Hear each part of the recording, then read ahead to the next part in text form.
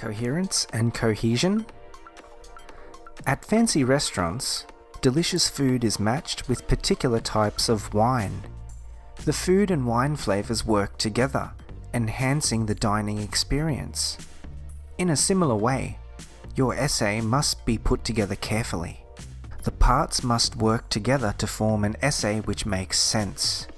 When a text makes sense, it is said to have coherence. The way in which the parts of the text work together is called cohesion. Coherence and cohesion are connected.